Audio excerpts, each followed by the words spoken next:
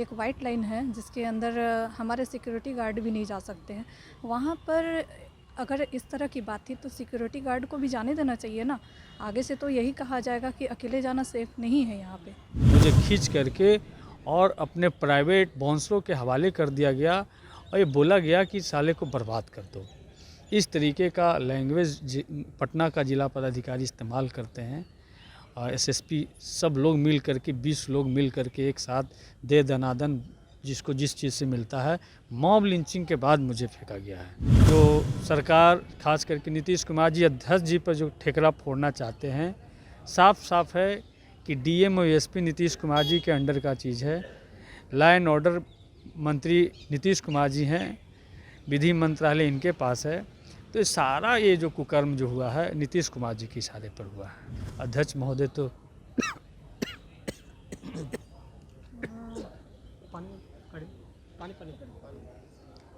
देख सकते हैं सतीश जी की तबीयत अभी भी पूरी तरह से ठीक नहीं है। चले क्या चलिए बोल दे पूरा। नहीं दर्द करेगा। पानी दीजिए, पानी।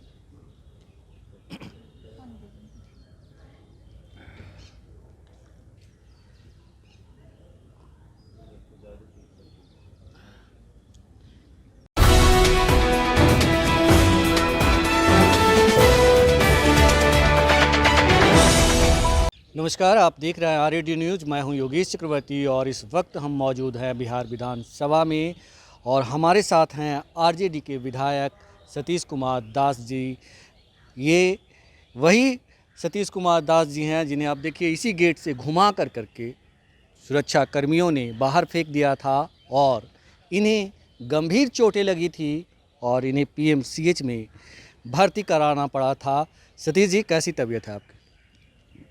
तबीयत पहले से बेहतर है, लेकिन डॉक्टरों ने बेहतर इलाज के लिए दिल्ली रेफ़र किया है और उसी की तैयारी में यहाँ आए थे। अध्यक्ष महोदय से मिल करके अपना शिकायत दर्ज करना था कि हमारे साथ उस दिन क्या हुआ। सचिव महोदय को भी हमने एक आवेदन दिया है और उस दिन जो जिला पदाधिकारी एसएसपी के निर्देश पे जो हमारी मॉब लिंचिंग करके जान मारने की नीयत से पूरी तरीक़ा से और जिस बेरहमी से फेंका गया है, मैं तो बदहवास था, लेकिन आप लोगों ने जो विजुअल दिखाया है उसमें मुझे लगा कि मैं बच गया। ये बहुत काफ़ी है, ये आप लोग का सहयोग है कि आप लोगों ने ससमय एम्बुलेंस बुलवाया और मुझे पीएमसीएच के वार्ड में रेफ़र करवाया। जी, हम आपको बता दें कि ये सीढ़ियां हम आपको दिखाना चाहेंगे। ये सीढ़ी काफ़ी ऊंचा है जहां से इनको फेंका गया था। ये वही सीढ़ी है, ये विधानसभा का गेट है जहां से सतीश जी को बाहर फेंका गया था और बाकायदा खींच करके घुमा करके फेंका गया था। सतीश जी, आपको डॉक्टर आगे मतलब दिल्ली रेफ़र किया है डॉक्टर ने, तो आपको हुआ क्या, कहाँ किस तरह की चोट है? हमारे सर में क्लट थे। उस दिन सर हमारा फट गया था, आप लोगों ने देखा था। तो क्लट तो उन्होंने बोला कि क्लियर हो गया है और रिब्स मेरे फ्रैक्चर हुए हैं और बैक्स का मसल्स फट गया है। तो इन घाव को भरने के लिए, रिब्स के लिए और एक बार सर को चेक कराने के लिए उन्होंने कहा कि आप बाहर जाके एक बार चेकअप करा लीजिए। जो हमारे पास साधन संसाधन था उससे हमने जांच किया है और आपकी स्थिति पहले से बेहतर है। तो उन्हीं बातों को लेकर के मैं अध्यक्ष जी को सूचित करने आया था कि मैं बाहर जा रहा हूँ इलाज कराने। और जिस तरीके की घटना भगत सिंह राजगुरु सुखदेव के शहादत दिवस के मौके पर बिहार में घटी, 23 मार्च काले अक्षरों में लिखा जाएगा और ख़ास करके अध्यक्ष महोदय के कार्यकाल को जिस तरीके से बिहार सरकार ने कलंकित करने का काम किया है कि डीएम, एसपी और प्राइवेट गुंडा के माध्यम से हमारी मॉब लिंचिंग कराई गई। उस दिन मुझे खींच करके और अपने प्राइवेट बाउंसरों के हवाले कर दिया गया और ये बोला गया कि साले को बर्बाद कर दो। इस तरीके का लैंग्वेज पटना का जिला पदाधिकारी इस्तेमाल करते हैं। एसएसपी सब लोग मिल करके 20 लोग मिल करके एक साथ दे दनादन जिसको जिस चीज़ से मिलता है, मॉब लिंचिंग के बाद मुझे फेंका गया है। जी। तो ये स्थिति है। तो हम अध्यक्ष महोदय से भी आज बात करने आए थे कि माननीय सिर्फ हम लोग नहीं हैं, माननीय सत्ता में हैं वो भी हैं और जो विपक्ष में हैं वो भी हैं। तो अगर एक माननीय का अपमान इस तरीके से हुआ है बिहार में, तो इससे गर्मा तो सबकी गिरी है। इसके लिए क्या दोषियों पर कार्रवाई होगी कि नहीं होगी? क्या हम गरीब परिवार से, दलित परिवार से आते हैं, हमें न्याय मिलेगा कि नहीं मिलेगा? कि सदियों से सिर्फ न्याय का विकास, न्याय के साथ विकास, या सिर्फ नारा या जुमला ही ये साबित होगा?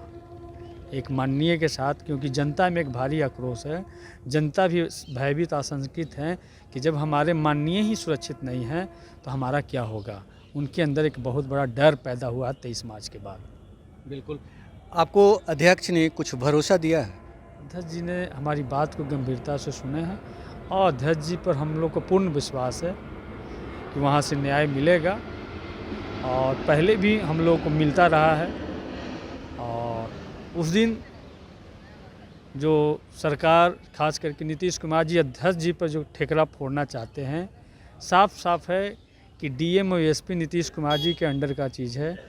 लॉ एंड ऑर्डर मंत्री नीतीश कुमार जी हैं, विधि मंत्रालय इनके पास है। तो ये जो कुकर्म जो हुआ है नीतीश कुमार जी के इशारे पर हुआ है। अध्यक्ष महोदय तो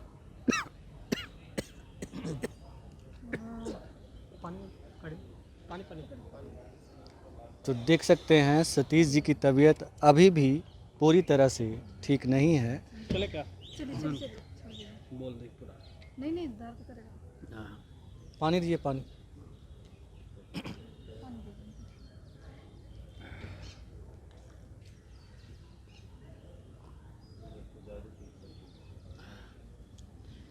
ये पूरी कार्रवाई नीतीश कुमार जी के इशारे पर हुई है,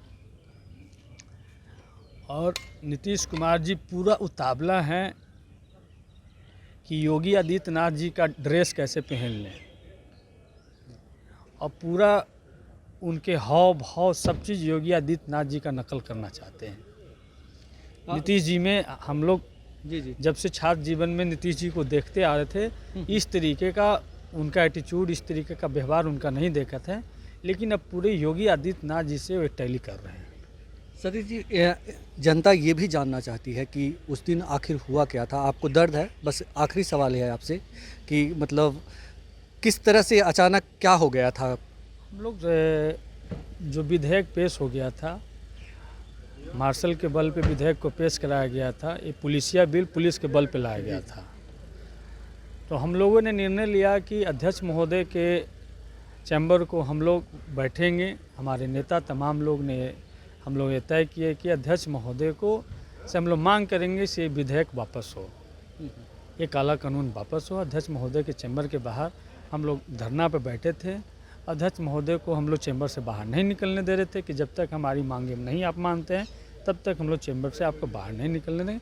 लेकिन 5:10 पे उससे थोड़ा सा पहले डीएम और एसपी प्रवेश करते हैं, उनको अंदर बुलाया जाता है मुख्यमंत्री के चैम्बर में, और उसके बाद वो आते हैं और उग्र होते हैं और अमानवीय तरीके से खींच करके और अपने प्राइवेट गुंडे को, बाउंसरों को और फोर्स जो लेके आए थे उनके हवाले कर दिया जाता है और कहा जाता है कि बर्बाद कर दो साले को।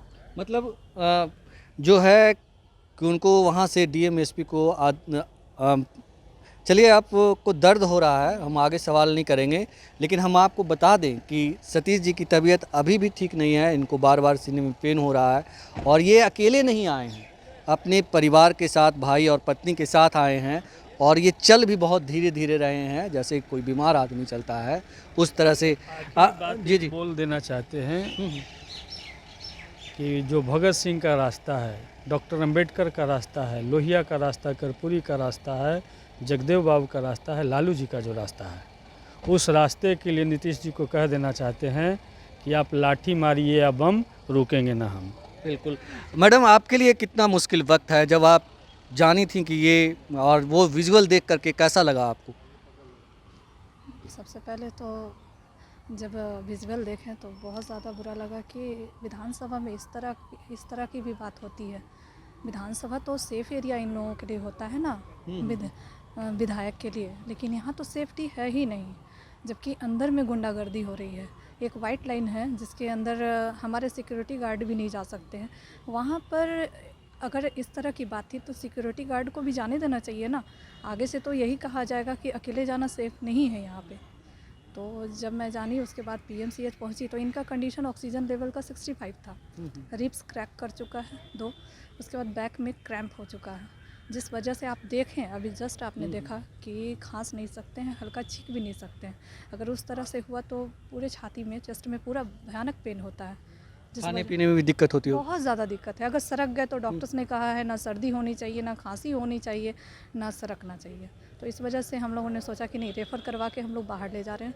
यहाँ कंडीशन ठीक नहीं है क्योंकि स्ट्रगल करने वाले आदमी हैं, तो अगर इस तरह से होगी तो फिर आगे चल के चलना मुश्किल हो जाएगा इनका। जी जी जी। ये बताइए कि आप इनको कहाँ एम्स ले जा रही हैं, दिल्ली एम्स या किसी और जगह, दूसरी जगह? मेदांता ले जाएंगे। मेदांता ले हम्म। जाएंगे। ये बताइए मैडम कि जिस तरह से आपने कहा कि जो मतलब यहाँ पे वाइट लाइन के अंदर विधानसभा के अध्यक्ष के आदेश के बिना पत्ता भी नहीं हिलता जी, तो जिस तरह से यहाँ विधायकों के साथ मारापीटी की गई, आप बिहार की बेटी हैं, बिहार की बहू हैं, तो नीतीश जी कहते हैं कि बेटी बचाओ, बेटी पढ़ाओ और तमाम तरह की महिला के पक्ष वाले नेता जाने जाते हैं, तो क्या कहना चाहेंगे आप उनको?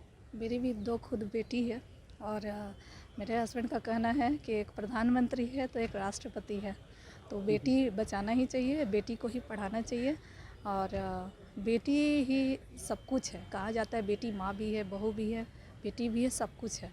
नहीं, मेरा सवाल ये है कि नीतीश जी जिस तरह से आपके हस्बैंड ने, सतीश जी कह रहे हैं कि उनके इशारे पे सब कुछ हुआ, तो जब आपने देखा और सुना कि विधानसभा में इस तरह की तो आप एक बेटी और बहू के नाते आपके ऊपर क्या बीती?